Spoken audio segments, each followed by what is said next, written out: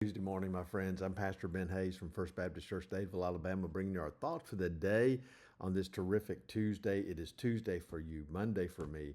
Pre-recording all of these this week because it is Christmas week and I'm off and just want to make sure I get it done. But I hope that you'll join us Wednesday, 5 p.m. for our Christmas Eve service. It is going to be amazing.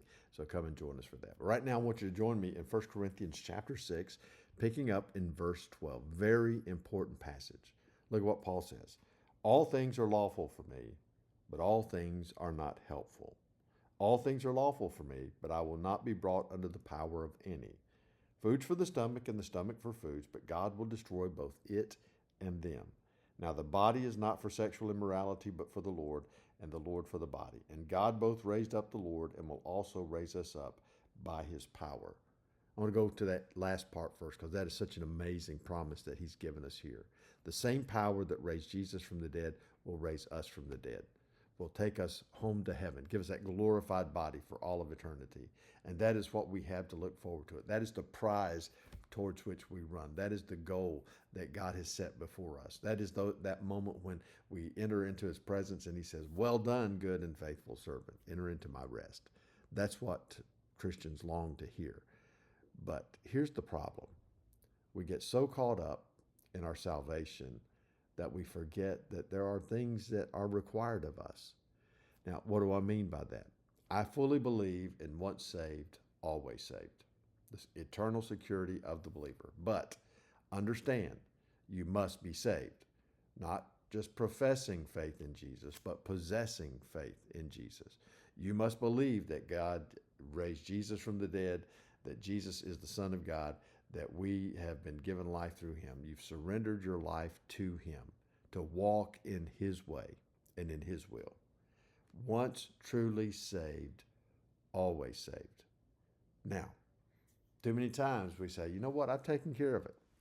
I've trusted Jesus. I've been baptized. I've joined the church. I'm going to heaven when I die. Now I can live any way I want to, do anything I want to. All things are lawful for me. You know what? If you're truly saved, understand this, nothing will ever change that. You are always in the hand of God, safe and secure. But I got to tell you, when you're truly saved, God changes your heart. God changes your desires.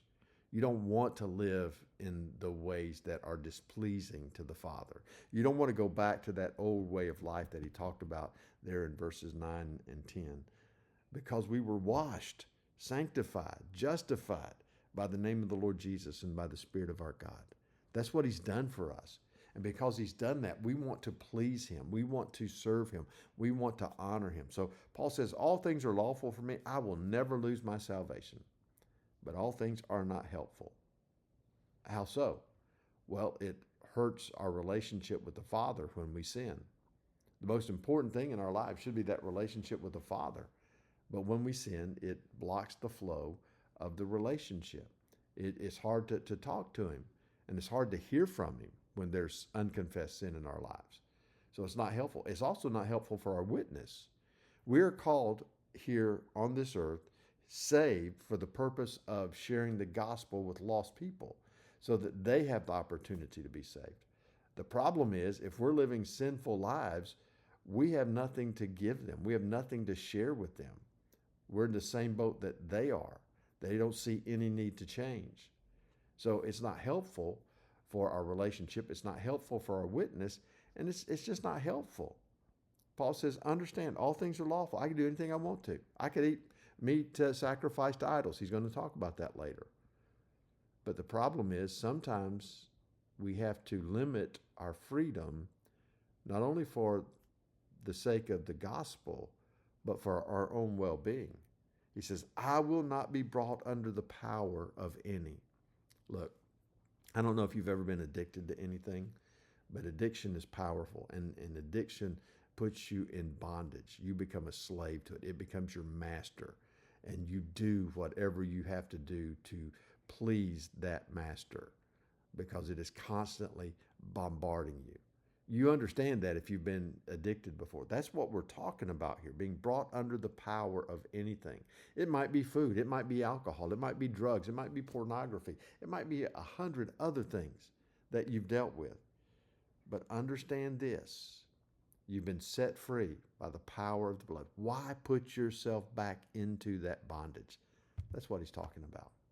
Think about that. We'll go back here tomorrow. But for now, be blessed. I'll see you tomorrow.